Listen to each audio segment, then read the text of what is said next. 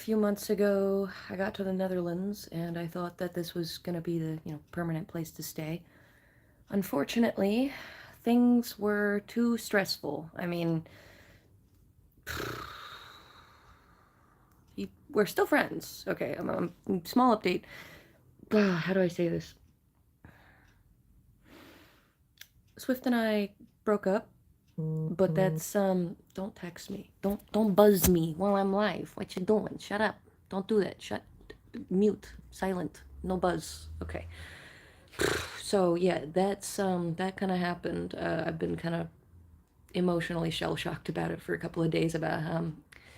And I mean, I'm not like mad at him. The heart's gonna do what it's gonna do. You know, if you fall out of love, that's just kind of what happens. And we're pretty sure it was the stress, because it was like, I don't think either of us were like really ready for all of this. Like, it was really overwhelming for me. I was just desperate to stay alive and find a place that'd be right for me. And he wanted to help me, but that overbared his heart and burned him out. That's just it. Like, I can't be mad at him for that. Nobody else should be. Like, if you hear from him, see him, be nice, please. Don't be mean to him. Um but on that note, I'm going to be sent back to America on the 28th, and I have no pickup. I I don't have anybody there except for the nice old guy. His name is Steve, and I met him last year, and he understood my situation. He hired me to post pictures of his antiques so that when he passed, his kids wouldn't have to deal with all of it, because he wanted to sell and get those shipped out to people who would, appreciate those antiques, not just let them end up in some kind of thrift shop or something. So I did that. I'd get paid for it, and that basically kept me from starving for the months that I was in North Carolina up until the plane ticket to get here, which I sold my car for. Stupid me. So I'm gonna have no vehicle, no one to pick up, pretty much nothing, except, well, Swift is gonna try to give me money, which God, I don't like it, okay? I don't like taking money from people. When people offer me money, it beats me the hell up. I would much rather sell my PC. I would much rather sell everything I own, but he made me make a promise to not sell my PC. So I got to keep that promise, and he's gonna send me off with some money to hopefully get an Uber, and I got to go to Steve's house, and I got to get my PC because Steve was taking care of it. And then I have to somehow get to a Greyhound to get to Oklahoma, because a homie there is offering me a couch. Not going to say what town. Gosh, this is going to be really, really tough. And I've been looking online, like, I can't find Greyhounds that go from uh, the airport that I'm landing in to where I need to be. Like, I'm not seeing that. It's not giving me prices. I tried to type in the towns and stuff. The only way I'm going to get there is by Uber, and that's going to be hella expensive, and I hate it. I still want to sell my PC. I mean, I don't want to. I don't want to sell my PC. That would take away a lot of my artistic ability, and I'd have to save up for another one, and, you know.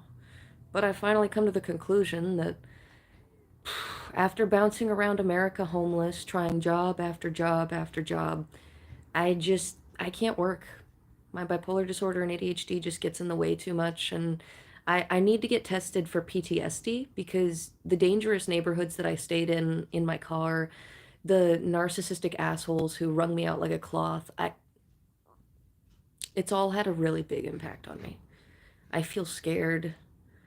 I'm really, I was gonna say anxious, but no, I'm fucking terrified. I am just straight up terrified to land over there. Because chances are, I'm gonna have to walk from the airport to the Greyhound station, and that's like a 5 hour walk by myself. And I'm really foldable, okay? I'm foldable. I'm a prime target. If a white van, if a white van passed by and they saw me, pretty easy, right? So I'm just, I don't know. I'm scared to face it. My digestive tract is completely fucking paralyzed. I can't eat anything and expect the nutrients to stay. Like, I'm not throwing up or anything, but like, I'm not also trying to give you a TMI. I'm just saying my body's not holding nutrients. I'm losing weight like really fast. Unfortunately, going back to the US, I don't want to. I really, really don't want to. God, I don't fucking want to. I'm scared of that place, okay?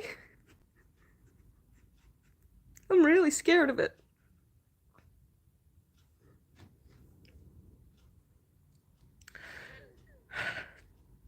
But I'm gonna try. I'm gonna try. I'm gonna get through it.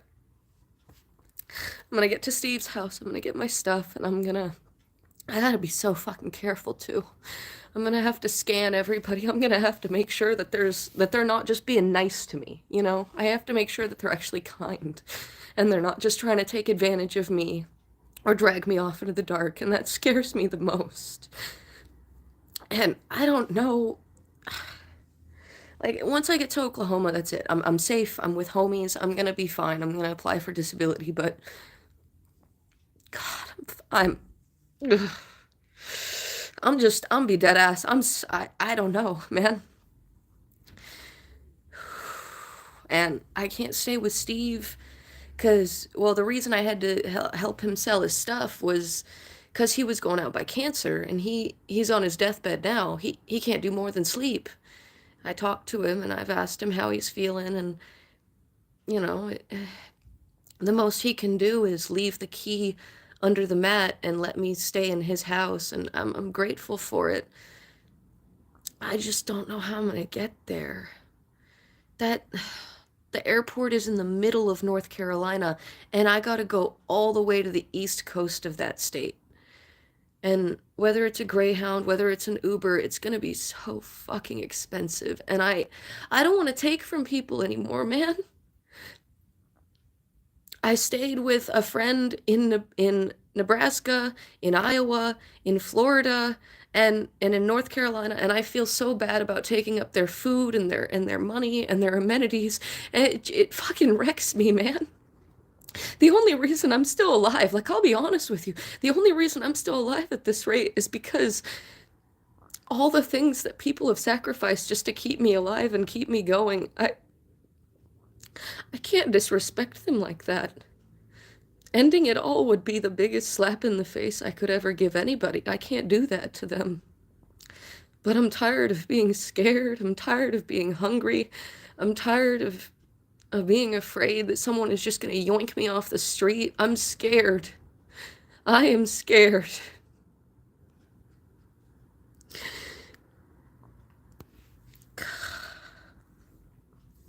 Sorry. I was trying to keep a straight face for this. It's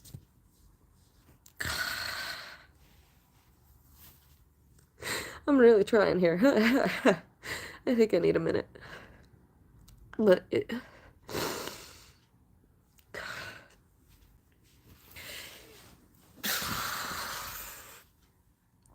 once I get on disability, once I get some kind of income, I want to give it all back to people. I want to save up on the side, and I want to get in contact with everybody that helped me, and I want to send them back the money that they gave me. And I want to pay people back. I want to make it up to everybody. But I gotta live to make it that far, and I'm gonna be honest, I don't know if I will for this trip. I mean, once I get to Oklahoma, you know, free waters, but it's the airport, the Greyhound, the Uber, Steve's house, Greyhound. That's so far. And I don't like bringing it up so many times, but I really am scared of just getting yoinked off the streets, you know? Just all these stories of women noticing that there was some creepy dude following them through the store. All these posts of women saying, hey, if a guy asks you for your number, here's a list of fake numbers you can give him. Because if you tell him no, he's going to follow you into the parking lot and wreck you and ruin you and drag you into the dark. I'm scared of that. I'm scared of all of it. I, but I'm still going to try. I'm still going to try because I can't just disrespect everyone like that. I can't just dip off the face of the planet and leave everybody with that kind of grief and let them watch someone who has somewhat of a chance just spiral into nothing. I'm gonna try. I really am. And I hope that I can get back to making fun stuff eventually. But for the time being, it's gonna be a struggle. And hopefully I get the call from disability because I put in the information, I get the call with them, and they're setting up a meeting and an appointment to get everything, like, they're gonna ask me the questions and stuff, and I hope I can be accepted. But if not, I don't know what I'm gonna do, I'm honest. I really don't. Because apparently disability is really fickle to get into, and